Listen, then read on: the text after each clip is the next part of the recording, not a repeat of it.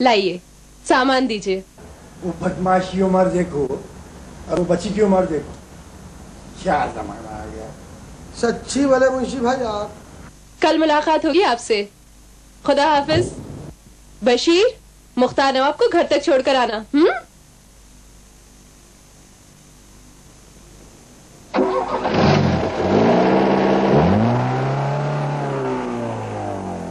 वाह भाई वाह, इनका नाम शाहाना नहीं शौकीखाना होना चाहिए था। और ये हैं मुख्तार नवाब, इनको बिगाड़ रहे हैं। इनकी उम्र देखो और ये हरकतें देखो। आइए। बिस्मिल्लाहिर्रहमानिर्रहीम। मैं ये दास्तान शुरू कर रही हूँ उस वक्त से जब सन 1897 में हैदराबाद के नवाब सुलेमान जाह के घर एक लड़की ने जन्म लिया जिसका नाम ज़मरुद महल रखा गया। तब हैदराबाद में नवाब मीर महबूब अली खां का दौरे हुकूमत था। ये बादशाह अपनी दरिया दिली के लिए बहुत मशहूर थे। रियाया उन्हें बहुत पसंद करती थी। खुदा की शान में ये उन्हीं का मशहूर शेर है, हमने जाना तुमको जाना, पर्दे अंदर तुम ही तो हो, जाहिर बातिन तुम ही तो हो, और अव्वल आखिर तुम ही तो हो।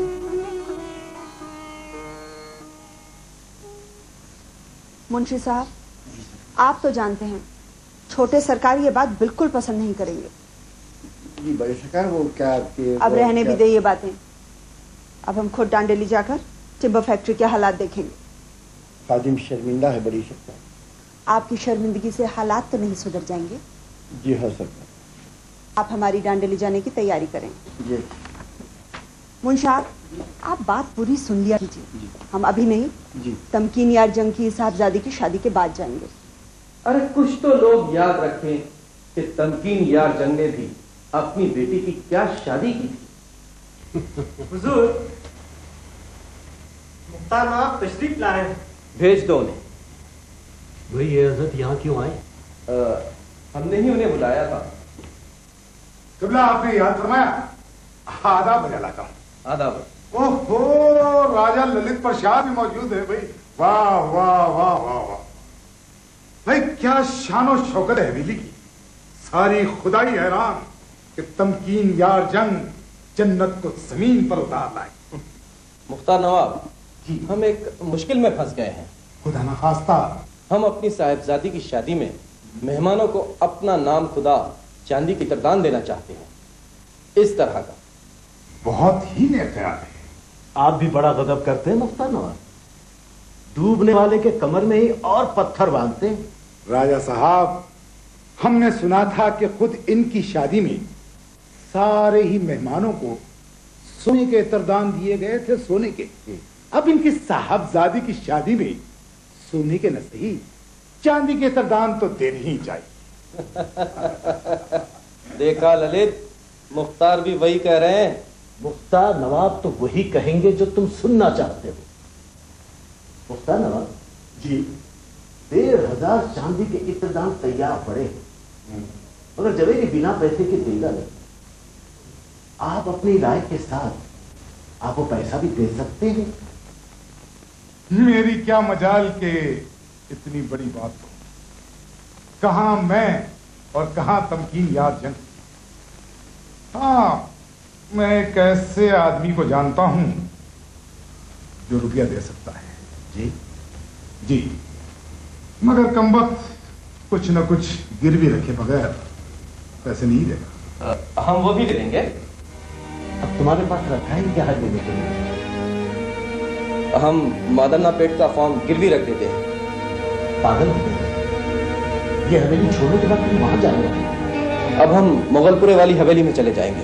अरे اب تو وہاں کھنڈر رہ گئے، جو جی میں آیا سو کرو، جو جی میں آیا سو کرو۔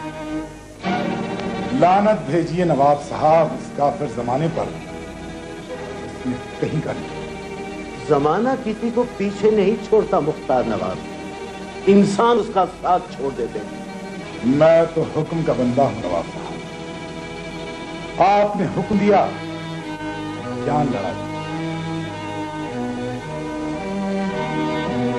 کس دلدل میں پاؤں رکھ رہے ہو میرے بھائی؟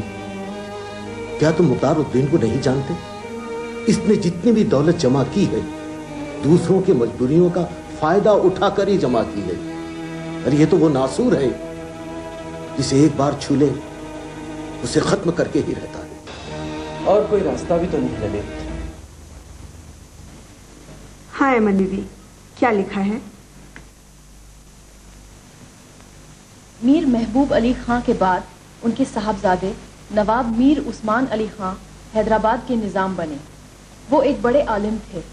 انہی کی حکومت کے زمانے میں عثمانیہ یونیورسٹی قائم ہوئی، جہاں ملک میں پہلی بار مادری زبان ذریعہ تعلیم تھی۔ انہی کے دور حکومت میں ہندو مسلم اتحاد کی بہترین مثالیں سامنے آئیں۔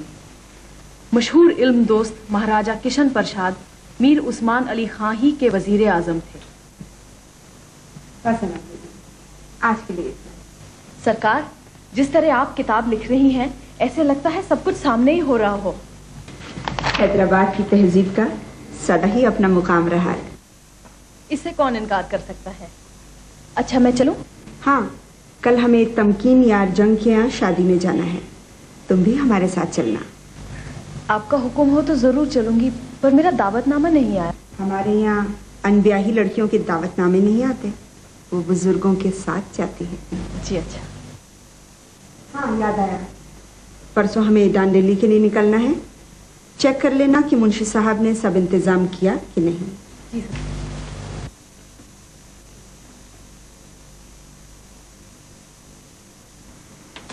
منشی صاحب؟ جی منشی صاحب یہ کاغذ تو گل رہے ہیں۔ ہاں بیوی، نہیں کل کو کیا ہوں گا بولو؟ پرسوں تو نہیں آئی تھی، وہ سیلاب میں اتنی تباہی مچی میں کیا بولوں؟ پرسوں یہاں کون سا سیلاب آیا تھا؟ موسیٰ ندی کا، ایمن بیوی، موسیٰ ندی کا۔ سرکار نے تو لکھوایا تھا کہ حیدرآباد کی موسیٰ ندی میں 1908 میں باڑھ آئی تھی۔ کیا پرسوں کا مطلب 1908 ہے؟ ایسا ہے بی بی، یہاں کے لوگ ایسے ہی بولتے ہیں، کائی کو بولے تو اب دن سالہ رات گھنٹے کون گن لیتے بیٹھے گا بولوا۔ سمجھی منشی جی، سارا انتظام ٹھیک تو ہے نا؟ ایسا ہے ایمن بی بی، منشی صاحب ایسا انتظام کر رہے ہیں جیسا بڑے سرکار ڈانڈیلی کو نہیں جا رہی بلکہ لندن کو جا رہی۔ ارے تمہارا کیا ہے خادم حسین، ہاتھ خالی فتح خان؟ ارے یہاں میرے کو ڈانڈیلی کو سرکار پہنچنے سے پہلے سامان ساتھ لے کو پہنچنا ہے، سمجھے؟ باتاں کر رہے ہیں۔ بڑی دیر کی مہرباں آتے آتے۔ تمکین بھائی، آپ ہی کے کام کے لیے مارا ہو رہا تھا۔ کام بنا؟ کام نہیں بنتا، اپنی شکل کیسے دکھانا؟ لیجیے، یہاں دستخط کر دیجیے۔ لیکن اس میں تو سود بہت زیادہ ہے اور مہلت بہت کم۔ نواب صاحب، مہلت کے لیے تو عمر عزیز بھی کافی ہے۔ کام بن گیا، یہی غنیمت جانیے۔ یا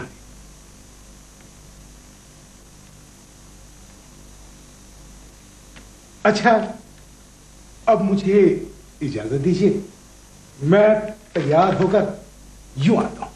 خدا